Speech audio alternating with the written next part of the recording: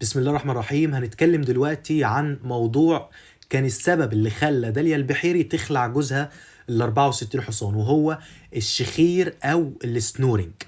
في البداية هو بيقول لي إن most adults snore occasionally, but here we refer to patients who snore regularly which causing disturbance to their family member. يعني إيه الكلام ده؟ يعني أنا ما عنديش مشكلة مع حد بيشخر مرة في الشهر أو مرتين في السنة. الشخص ده ممكن يكون عنده ديزيز من الأعراض بتاعته إن هو يشخر، أو الشخص ده ممكن يكون يتعرض لتروما أو نايم نومة مش كويسة، أو تعبان مثلا او مرهق طول اليوم، فممكن يجيله سنورنج. المشكله دلوقتي في الشخص اللي هو بيشخر بانتظام. تمام، الشخص ده اللي هو بيزعج الناس اللي حواليه، وفي نفس الوقت الشخص ده ممكن يدخل في كومبليكيشن ويتعرض لأوبستراكتيف سليب ابنيا، ويدخل في الكومبليكيشن كمان بتاع الأوبستراكتيف سليب ابنيا نفسها. تمام. طيب السنورنج بيجي في الامتحان بيقول لك وات از ذا سنورنج او جيف اكونت على السنورنج، وهنتكلم عن 3 حاجات، وخليك فاكر ان 3 حاجات عشان احنا هننسى الاخير انا عارف. هنتكلم عن الميكانيزم، هنتكلم عن المانجمنت والريسك فاكتور. الريسك فاكتور بتاعه السنورنج هي الريسك فاكتور بتاع الموضوع اللي بعده اللي هو اوبستراكتيف سليب ابنيا. تمام، وانا جايبها لك هنا اهو. فياريت تكتب كده بخط القلم ان احنا هنتكلم عن 3 حاجات: ميكانيزم وريسك فاكتور ومانجمنت. والريسك فاكتور هي بتاع الاوبستراكتيف سليب ابنيا، هنبقى نشرحها بعدين. طيب الميكانيزم بتاع السنورنج، لو انا فهمت السنورنج انا هفهم الاوبستراكتيف سليب ابنيا، انا هفهم الشابتر كله. دلوقتي احنا بنتنفس عن طريق مناخيرنا اللي مرتبطه بيها مجموعه من الانابيب. ففرضا افترض معايا ان دي انبوبه. تمام، يعني كده افترض ان دي انبوبه. حلو، الانبوبه دي ليها رايت سايد وليفت سايد. ماشي، ده كده الليفت سايد وده الرايت سايد. الهواء بيدخل من الليفت سايد، بيجي من المناخير ويدخل على الليفت سايد ويدخل على الرايت سايد. دي الانبوبه، دي الابر بتاع الانبوبه. حلو، يعني دي ايه؟ دي اعلى الانبوبه. طيب افترض معايا بقى ان جت اي ستراكشر وعمل اوبستراكشن لللاترال ده، للليفت سايد قصدي. يعني جه هنا كده وعمل اوبستراكشن. حلو، الاوبستراكشن ده بارشل مش كومبليت، يعني قفل لي الليفت سايد ولسه سايب لي الرايت سايد زي ما هو، يعني الهواء بيدخل من الرايت سايد. نسبة الهواء هنا بقت كام؟ الهواء بعد ما كان مثلا بيدخل 2 بقى بيدخل 1، بعد ما كان بيدخل 1 بقى بيدخل نص. تمام. طيب فدلوقتي الهواء عندي بيدخل من هنا،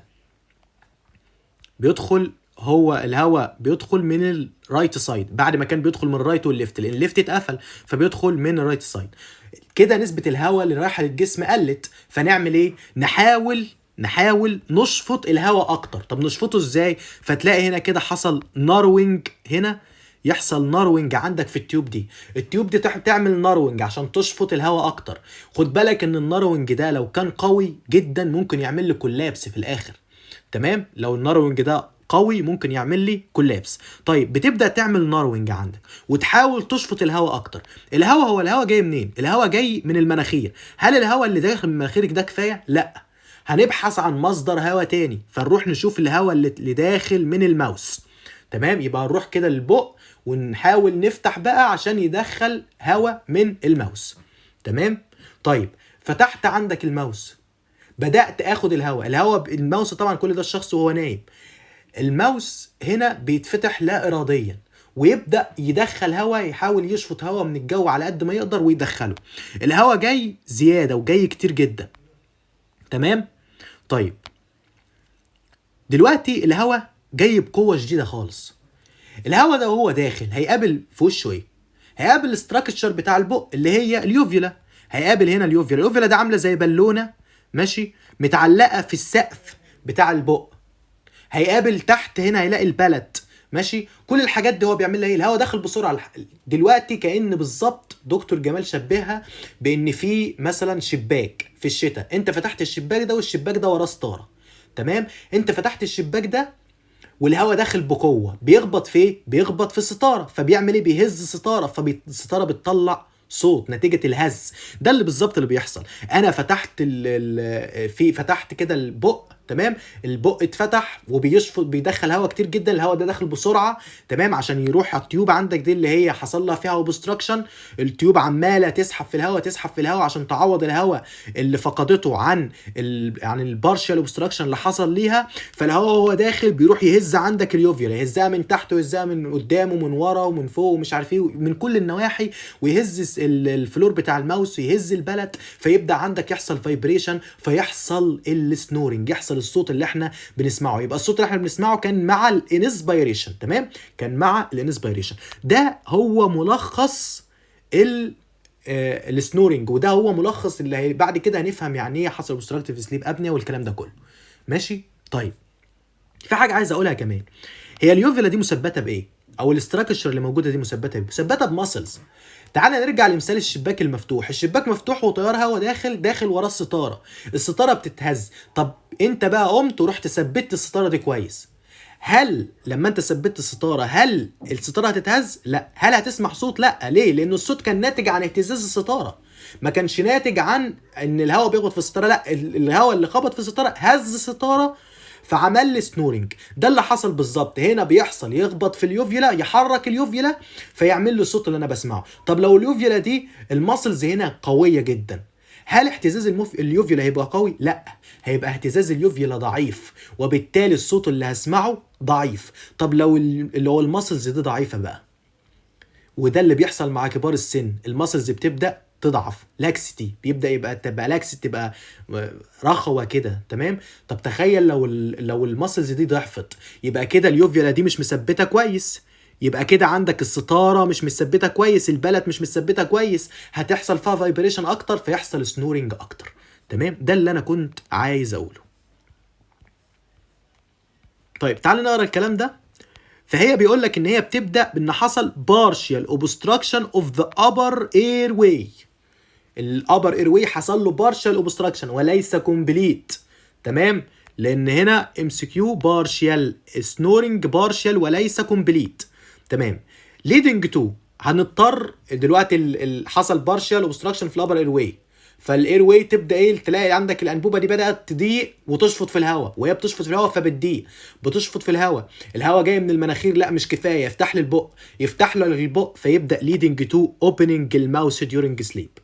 فتحت البق، الهواء داخل بقوه، تمام. انا في حاجه بتشفط الهواء جوه، الهواء انا عايز ادخل هواء كتير وبدخله بقوه، الهواء هو داخل عندك يعمل فايبريشن للبلد خلال الانسبيريشن due to entrance of air current above وبلو اليوفيولا والبلد. ماشي طيب، السنورنج بقى انكريز مع الايج. ليه؟ ما انا لسه قايل لك من شويه، لسه قايل لك ان الموضوع اليوفيولا والاستراكشر مثبته بماسلز. تخيل لو الماسل دي حصل فيها لاكسيتي، تخيل لو الماسل دي حصل فيها لاكسيتي، يعني بدات تبقى رخوه، بدات تبقى ضعيفه، بالتالي هتبقى ايه، اهتزازها سهل جدا، يبقى بالتالي الستورنج هيعلى، يبقى هنا انكريز اللاكسيتي اوف ذا ماسل.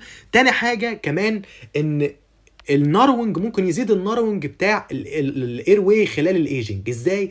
خلال الايجنج بيزيد الترسيب الفات، بيحصل انكريز في الديبوزيشن اوف ذا فات في الابر اير دايجستيف تراكت، فيعمل لي ناروينج اوف ذا اير واي.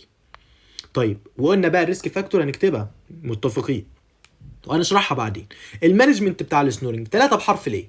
انا لسه قايل من شويه انا عايز السي ان اس شغال، ماشي، لسه قايل من شويه عايز السي ان اس شغال، يطلع لي امبلس كويس للماسلز، والماسلز دي تبقى شغاله 100 100 عشان ما يبقاش في فايبريشن كتير ويبقى في سنورنج كتير، تمام. طيب فاول حاجه افويد الكحول، يبقى اول حاجه افويد الكحول على الاقل من 4 ل 6 ساعات قبل النوم. تاني حاجه ترانكولايزر برضو اعمل لها افويد المهدئات. الثانيه بحرف الايه، هم 3 بحرف الايه. الثانيه افويد السليبنج اون ذا باك، افضل طريقه للنوم زي ما قال الرسول صلى الله عليه وسلم وعن سنه الرسول صلى الله عليه وسلم ان النوم على الجنب اليمين، تمام. يبقى هنا sleeping on one side.